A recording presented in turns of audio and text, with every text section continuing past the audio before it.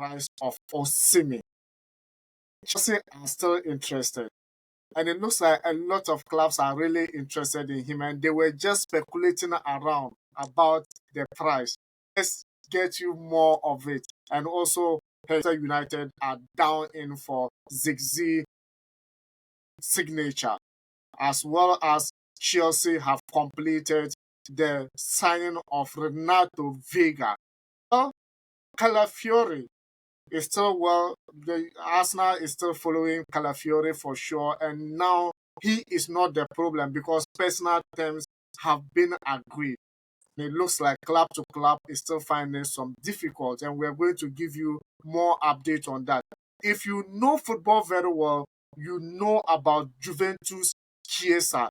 Juventus are ready to offload Chiesa with a bid down price of the last time the price they were asking. Now I'm here with Sammy and also and we'll give you more details into the transfer news and updates as well. And also Copa America still is out. Wow. Almighty Brazil is out of Copa America. And guess what? Country that I didn't expect because I thought they were only having two-man show in their team. Canada is proceeding as well, and they will be playing in the semifinals with Argentina. Colombia, Uruguay will be clashing each other as well. We give you more, and if you just join us and you are new, remember to hit the subscription button, like and share the video, and Sammy and Emmanuel will give us more into that.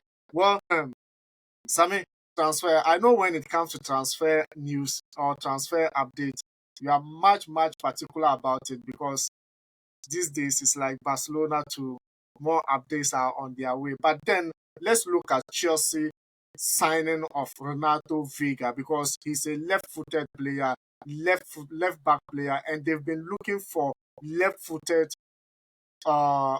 centre back.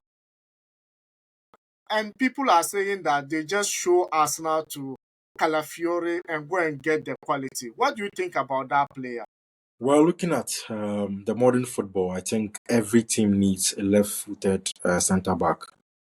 Chelsea losing out on Calafiori, it was a big deal. So they had to turn around and get another top player.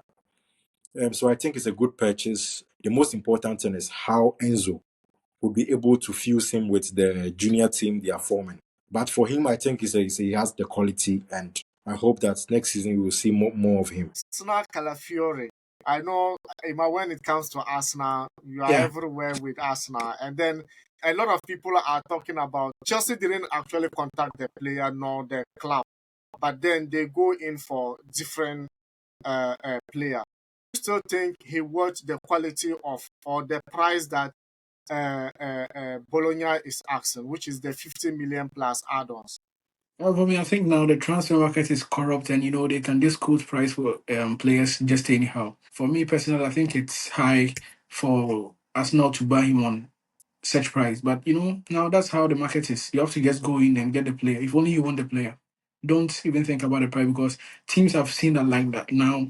Especially with the English team, they have the money, so they will just make any purchase. For me, he's a good player, and he will just be a backup to our defense, if our centre backs. So it's okay, but the price it's a bit outrageous for me. But he's a fine player. Manchester United have been in contact with Zirkzee, and it looks like they are finally getting the deal done. So, I mean, what do you think about that move for Manchester United? Because we all know United are looking for like defenders, and then their midfielders are also. Well, but Zirkzee, do you think he had that quality of United player, or maybe that quality United, or the name with Zirkzee? I don't see that unless you blend it for me. What do you think about that?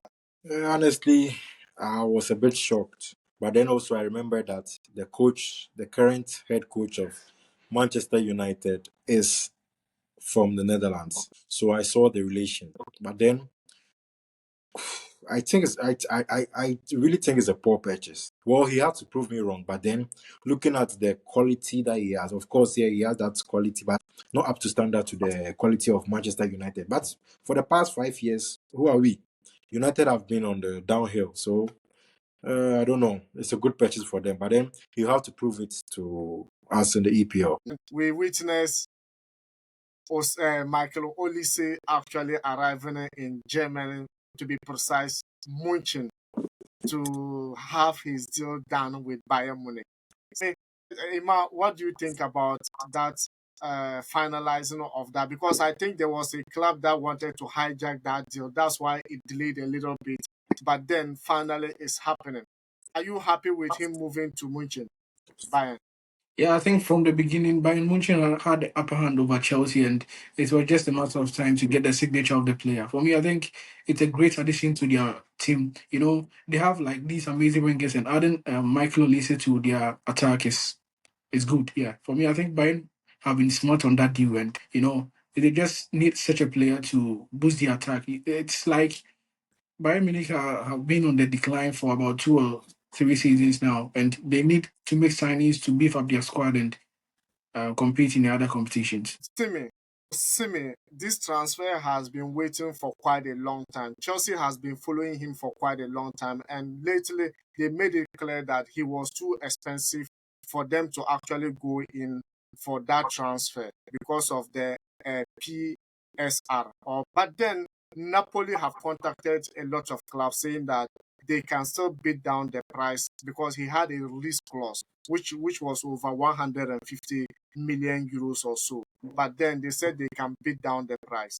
Chelsea is looking forward to actually get Lukaku and also there so that it can still further reduce the price. Sammy, will Napoli agree with that? Yeah, looking, I think now Napoli is desperate because the beginning they wanted the beef, a war between Arsenal and Chelsea. So at least they would have been able to get that 130 million they kept on him. But then the way that Arsenal and Chelsea ignored him for that time, they realized that if we don't beat down the cost, nobody's coming to get a player. I think right now they've beaten down the cost to 84 million, which is a good. It's still expensive, but then it's good. If Chelsea is able to add this Kasade and Lukaku in the deal, I think it's going to be a good deal for both clubs because Antonio Conte is already looking forward to working with Lukaku and adding Kasade. That's one will be a problem for me, but then it will be a good deal for Chelsea having this prolific striker like Osimhen. Ima, you Yeah, have been Arsenal fan. Your own point of angle. Where do you want the player to land? Is it Arsenal or Chelsea? yeah. For me, I Osimhen. think I think we need a striker. But looking at Victor Osimhen, it's not a striker that we need. We need a ball playing striker who can just come deep into the midfield and join the attack. Also, for me, he's just a goal poacher, a proper like number 9 in the center of like the attack. And there's nothing special about him. They should have sold him like last season when his price was high, around 150 to maybe Paris Saint Germain. But with the president, he's very stubborn, and now it's affected them. So he can make a choice. For me, I think Chelsea is more of like African players. They go, they survive over there. Maybe you can go bench Nicolas Jackson, but yeah, he's a good player, so he can just make a decision and join one of those teams. But for me, I think Arsenal should just look elsewhere and get the defense striker. Juventus have also lowered the price of Chiesa. We remember there was a time a lot of Premier League were rushing to him until he got that injury. And it was, I think Juventus was quoting around 100 million for Chiesa.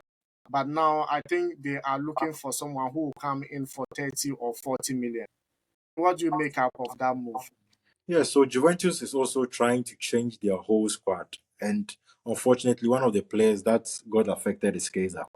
Last season, Keza was linked to Barca, but then they were quoting an amount of 90 million, which the deal could not come on. We even wanted him on a loan, but then we could not get him. This time, seeing Keza drop to 25 million to 30 is quite sad. But then, of course, the EPL teams are on alert and he'll get one team to manage. But then I was expecting that he will go to one of these top clubs. But looking at the way things are going, I really don't see him joining in the top club. So hopefully, let's see one of these EPL teams getting him, especially he'll be a good addition to any squad that he goes to. What do you think about Chiesa? Get one of those teams and maybe he'll just be sent to that team and they will get their money. But you have to be very careful when you're signing such a player. He can just go off and you just have to get a backup in January or something like that. Olmo, a Barcelona target because his contract is, I think he has a release clause of 60 million, which will be ending next month. And Barcelona is trying to land him back. Sammy, yesterday or one or Friday, he scored an important goal for Spain. This still be a reason why Barcelona should enhance more to get him back. When it comes to Daniel Mo, it's funny because he's part of the players we are looking forward to getting. But then right now, I think most of the board of directors of Barcelona is geared towards Nico Williams, making it difficult for Barca to pay that amount of money to get Danny. I think he has the quality, but then currently I see Nico rather Barca getting Nico rather than Danny. But as somebody who was in the academy of Barca, who has played Barca before, who knows the system of Barca, I hope that maybe there will be a way of getting him. But currently, I don't see the deal going forward. America, we see I said Barcelona. Well, almighty Brazil. Yes. Brazil actually going out of the Copa America. What a game. Ima, can you take us through that game as well? Yeah, for me, I think it's just experience side beating a team that is not matured. For the Brazilian national team now, you see they have these small players comparing to years ago. You can see the likes of Ronaldinho, Ronaldo, Nazario de Lima, and these players. Now they have Endrick, Rafinha. It's just average players who have just come together to play for the Brazilian national team. I think yesterday it was just the Uruguay national team being having upper hand over them, and Marcelo Bielsa is doing a fantastic job with the Uruguay team. The way he combines the players, Darwin Nunes, sometimes Suarez too on the bench. It's just okay for them. I can see them in the finals. For me, I see them in the finals, maybe playing against Argentina or something like that. But yeah, Brazil, it's not something like that is a surprise. Their players, they are just average. I mean, will you say it was because of the absence of Vinicius Jr. that they actually lose that game? No, I think if Vinicius played, they would have lost it in the 90 minutes. They wouldn't have gone for penalties because you've seen that Vinicius in the Brazilian JC is like I want to get something, but it's like an old woman trying to run against Usain Bolt. It's just so poor. It's bad. I've not seen anything from Vinny. And looking at the Uruguay, the squad, man, the game was classic. It was, Copa America is very different from Euros. It's more physical. And looking at the way that the Brazilian were playing, it was more or less like trying to play flag game, which was not respected by the Uruguay. So, of course, What surprised me most is about Canada actually getting through to the semifinals, and they will be meeting Argentina. So you can still continue with Argentina and then Canada. What do you think about that game? Because earlier they met in the group and then Argentina won the game. So now it's like coming back. What do Canada will allow them to beat them again? so I was really happy to see Canada get to the semifinals. I think the last time a team like that proved stubborn was the United States of America. They was able to get to the quarterfinal, but then they got eliminated by Argentina. The first game, Argentina scored Canada 2-0, but if you watch the game closely, it was a really nice game fought by Canada. The Canadians, they are doing well. But the problem is that if you come to a side of Argentina, Argentina has that compatibility. That's what Canada is lacking. And with the brilliance of Lionel Messi with them, it makes it difficult. Yes, they have done well, but I don't see them going to the final. But praise should be given to them, especially seeing them in the semi-final for the first time.